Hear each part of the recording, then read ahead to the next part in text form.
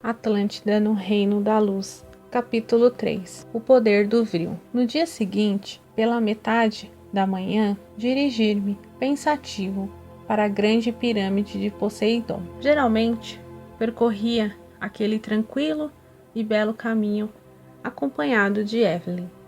Mas, naquele dia, ela sairia bem cedo, com Ártemis, para outros compromissos, permitindo que eu me entregasse aos meus pensamentos. Durante o percurso, resolvi meditar sobre os acontecimentos do dia anterior. O discurso improvisado de meu pai, ressaltando a responsabilidade que pesava sobre os ombros da nova geração e séculos de progresso, harmonia e a conquista de uma sociedade perfeita que poderiam estar ocorrendo sérios riscos, caso não correspondêssemos às expectativas. Era fundamental que forjássemos um caráter nobre e digno, para manter os princípios sagrados da sociedade atlante íntegros, uma tarefa difícil para as almas instáveis como as dos exilados capelinos. Realmente, nossa sociedade encontrava-se cada dia mais desleixada no que se refere aos verdadeiros valores da alma. A nova geração era arrogante e pouco a pouco começava a se entregar a práticas incomuns na grande ilha de outrora. Instabilidades emocionais, deficiências de caráter, atitudes fúteis e outras demonstrações de mediocridade espiritual indicavam a olhos vistos que a geração de ouro de Atlântida cedia lugar aos Atlantes capelinos, uma nova e inferior linhagem de almas arrogantes, egoístas, invejosas e fúteis. E conscientemente, o que me tranquilizava era saber que Evelyn tinha o comportamento de uma Atlante genuína. Sua retidão de caráter, responsabilidade e dedicação ao próximo me comoviam e me fortaleciam para manter-me no caminho correto. Intuitivamente, eu sabia que ela era a grande responsável pelo homem que eu havia me tornado. Como eu a amava loucamente, desejava sempre atender suas expectativas, comportando-me sempre com natural dignidade. Além disso, minha vida era um conto de fadas. Não havia por que me rebelar ou alimentar sentimentos negativos. Isso não fazia sentido. Apesar de ser claro que nós, os capelinos, éramos os patinhos feios, comparados com nossos ancestrais. Eu tinha um grande trunfo, o notável domínio sobre o vril. Isso mantinha meu ego sempre elevado. Era uma forma de sentir-me superior. Assim, em meio a esses pensamentos, eu pouco percebia meus lampejos de arrogância e prepotência. Considerava-me um Atlante com caráter perfeito. Só estranhava aquele medo injustificável de algo que não sabia o que era e o que me consumia. Em alguns momentos, eu me fazia uma série de perguntas internamente que me causavam mais confusão e me levavam a um labirinto sem respostas. Isso, muitas vezes, deixava-me exausto. Eu não deitava na cama de minha casa ou em salas de repouso e entrava em sono profundo por longas horas. Nada mais era que uma fuga inconstante de meus fantasmas. Segui em silêncio pelo encantador trajeto que levava à grande pirâmide, uma região cercada por frondosas árvores com vegetação exuberante. Diversas trilhas ladrinhadas conduziam-nos ao acesso principal da mais notável construção de nosso país. Nem os palácios administrativos decorados com prata, ouro e oricalco conseguiam rivalizar com o imenso catalisador energético que era considerado o coração de nosso país. A região era registrada às aeronaves, porque poderiam influenciar nas poderosas correntes do Vril, que circulavam pelas entranhas da fabulosa construção. O poder energético contido na Grande Pirâmide era algo absolutamente grandioso, capaz de destruir o planeta milhares de vezes, caso não fluísse de forma correta pelas paredes de cristal. Obviamente que não existia risco nenhum quanto a isso, nem mesmo durante o período em que vivemos em trevas corremos tal perigo, apesar da atitude impensada que eu tomaria no futuro. A Grande Pirâmide de Poseidones possuía inteligência artificial e um sistema de defesa próprio.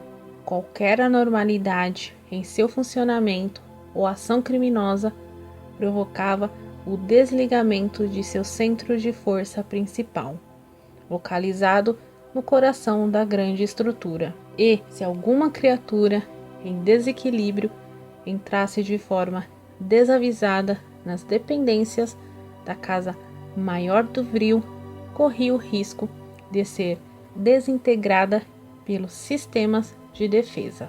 Existiam avisos acerca disso por todas as entradas. Meditando sobre a beleza e a genialidade daquele colosso diante de meus olhos, pensei: não podemos perder esse paraíso. Preciso conhecer os povos primitivos da Terra para ter real noção da grandeza de nosso mundo e assim dar-lhes mais valor do fundo da alma, assim como fazem meus pais. Quando cheguei próximo à imensa pirâmide, fiquei a meditar sobre a importância do progresso que a sociedade Atlante havia alcançado, refletido não só naquela gigantesca estrutura, mas em tudo ao nosso redor.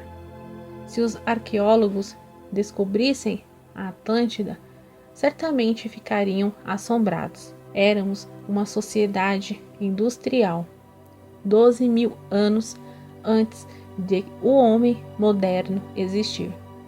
Construções artesanais ou com acabamento duvidoso simplesmente não existiam.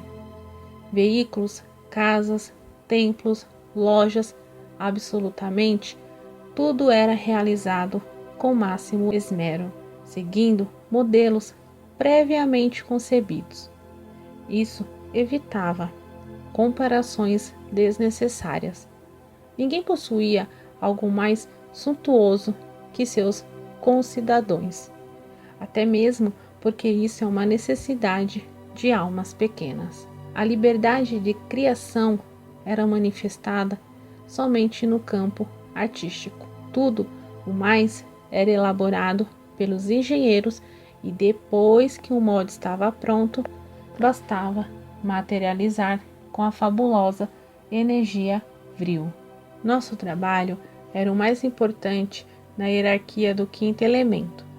Cada cidade possuía sua central de geração da energia, em seus mais diversos aspectos.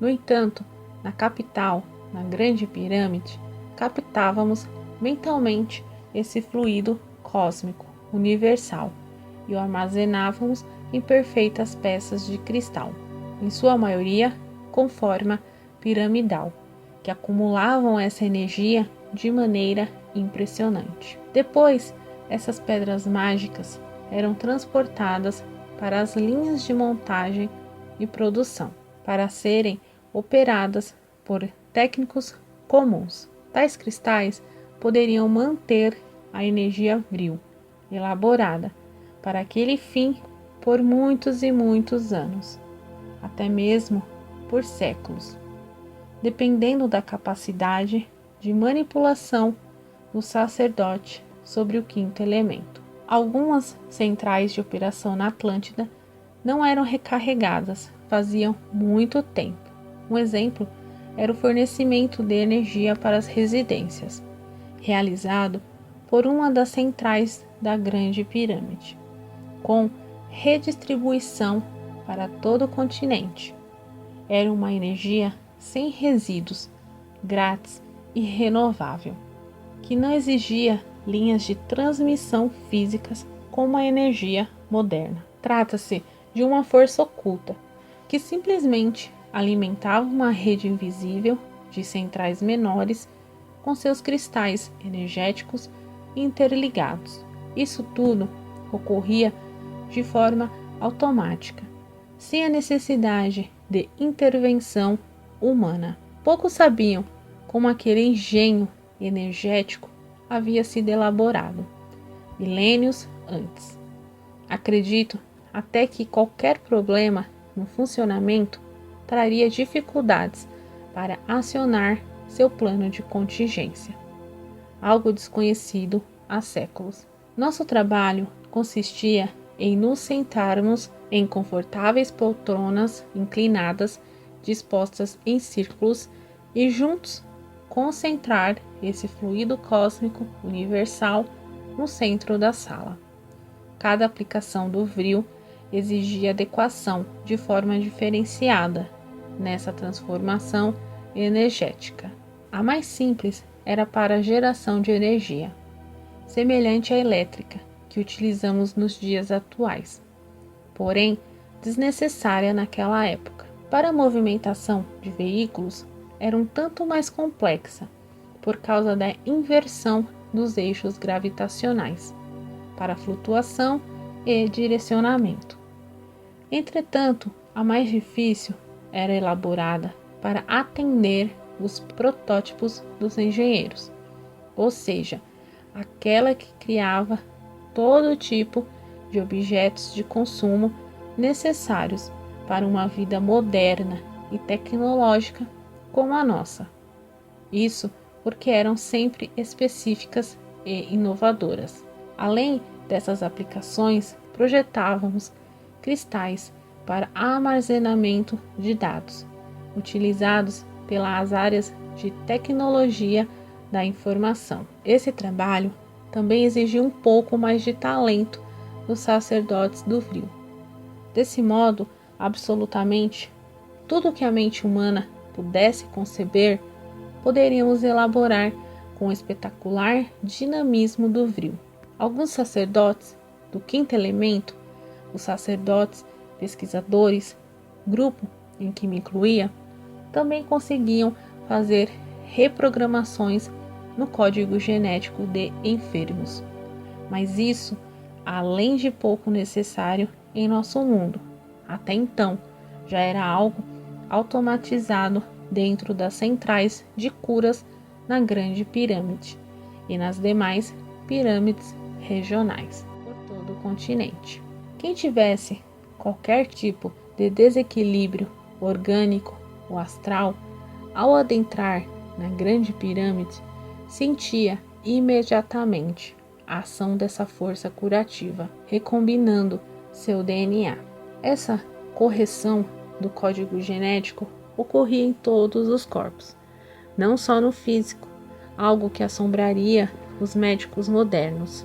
No passado, esses estudos tinham por objetivo exclusivo socorrer os povos nos mundos primitivos, que em breve eu conheceria. Depois da chegada dos capelinos, esses efeitos curativos tornaram-se comuns e necessários entre a civilização atlante, por causa de nosso DNA perispiritual deficitário. Não era raro os trabalhadores mais jovens da Grande Pirâmide caírem em profundo sono, em decorrência do efeito curador do vril, percorrendo seus corpos, que, vez por outra, começavam a apresentar distúrbios por causa de nossas toxinas espirituais trazidas de capela. Era como se fosse uma radiação saudável, curando os corpos em desarmonia com a energia magnífica do quinto elemento. O trabalho com o vril exigia muita disciplina, e Arnak era muito bom nesse trabalho, de total concentração. Às vezes, eu me perguntava como ele conseguia manter-se tão focado, se nas horas de lazer sua mente vivia perdida em seus dilemas românticos? Ele era um simples galanteador oportunista. Vivia também seus dramas interiores. Desfazia os relacionamentos sem motivo e depois sentia-se arrasado.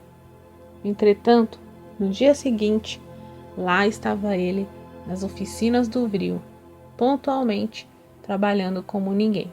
Era algo impressionante como ele separava sua vida afetiva do trabalho. Quem muito deseja atender aos caprichos da alma, um dia pode se desapontar se não atingir seu objetivo. E esse dia estava prestes a chegar para Arnak, o que causou uma revolução dentro dele, que veio de certa forma refletir na vida de todos nós. Em alguns dias, na condição de sacerdote pesquisador, eu era dispensado do trabalho conjunto com o Vril e passava as tardes estudando novas aplicações para aquela misteriosa energia. Para mim, parecia tão simples. Era estranho como a manipulação do Vril me parecia absurdamente fácil. Os longos séculos voltados para a ciência em tríade, no sistema de capela, haviam aperfeiçoado minha mente e meu espírito para executar aquela tarefa com facilidade, em um nível que beirava a perfeição. A grande Ártemis acompanhava meus estudos com indisfarçável atenção e esclarecia minhas dúvidas, dentro do possível. Em determinada tarde, ela se aproximou e disse-me: Andrei, como vão seus estudos? Eu empurrei para o lado a tela de cristal pela qual acessava o banco de dados central da grande pirâmide por uma interface mental e disse-lhe com empolgação: eu sinto, às vezes, que esse poder é ilimitado. Creio que se desejássemos voar sem veículo algum, o Vril nos possibilitaria isso. Ártemis sorriu com meu espanto, ante ao poder do quinto elemento, e falou: talvez esse seja o segredo da vida. Nada é impossível. Nós é que estabelecemos limites em nossas mentes, bloqueando nossa capacidade criativa. Nós deixamos de realizar obras que superam a normalidade, porque temos pouca fé em nosso potencial. Ela meditou por alguns segundos e depois, mirando-me com seus brilhantes olhos cinza prateados, perguntou-me com carinho: você se lembra de quando era pequeno e dizia que realizaria grandes coisas no mundo? Que seu desejo era ser lembrado pelas gerações futuras como alguém que contribuiu muito para o progresso do reino de Poseidon e do mundo em todas as suas dimensões?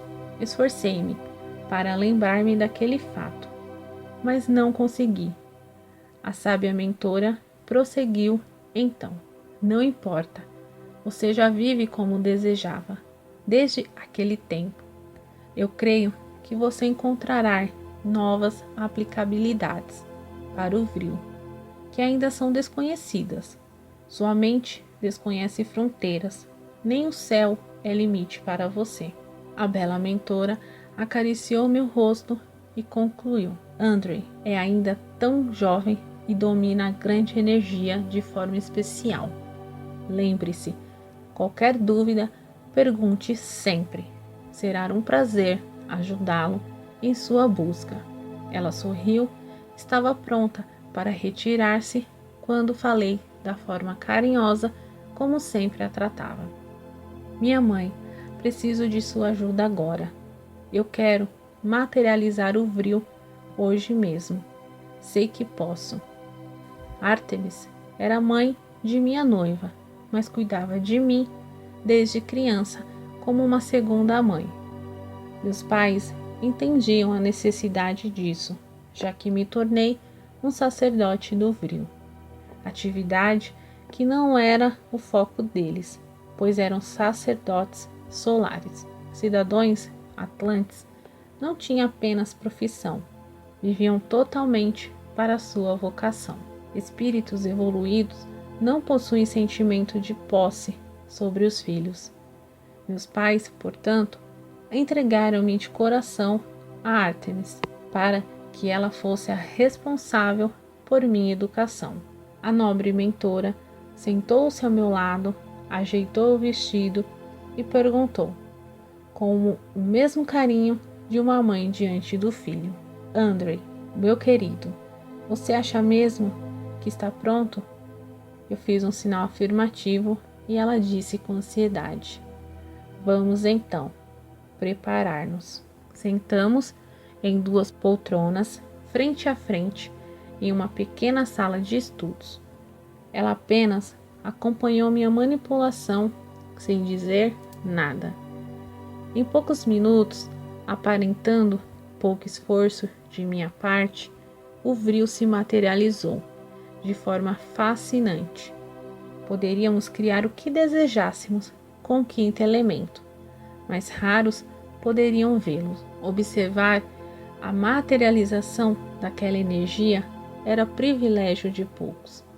A maioria dos atlantes apenas a conhecia por intermédio do símbolo do vril nos uniformes dos sacerdotes, sem jamais o ter visto. O quinto elemento mostrou sua face diante dos meus olhos fascinados. Era como um holograma bruxuleante, que parecia ter vida própria, variando de cor e brilho, dentro de escalas incompreensíveis ao homem comum. Uma energia absolutamente maravilhosa. Quando materializado, ele assumia a forma de um 8 ou um símbolo do infinito de pé, sempre tremulando. O som misterioso que emanava assemelhava-se ao mantra sagrado. Era como se ouvíssemos um sopro divino. Conforme diziam os antigos, presenciar o vril era como ver o Espírito de Deus. Em seguida, manipulei o íon do vril e desenhei um coração para a querida mentora, minha segunda mãe. Ela colocou as mãos no rosto, sorriu e deixou escapulir uma lágrima de emoção. Em seguida, o vril novamente desapareceu, tão misteriosamente como surgiu. Ela me abraçou e disse: Parabéns pelo sucesso, meu filho. E olhei para ela com emoção e falei: Como presente pelo meu feito, eu quero visitar o mundo da terceira dimensão. Desejo ultrapassar o nevoeiro que esconde os portais que separam Poseidon do mundo primevo. Ártemis meditou por alguns instantes e falou: Que assim seja. Você merece conhecer o mundo lá fora. Você é o mestre do vril. Está pronto para atuar na terra primitiva. Mas lembre-se, o mundo fora de Atlântida é de natureza mais grosseira. Talvez você não consiga manipular o vril como faz aqui. Eu fiz um gesto com a cabeça e demonstrei que havia compreendido sua observação.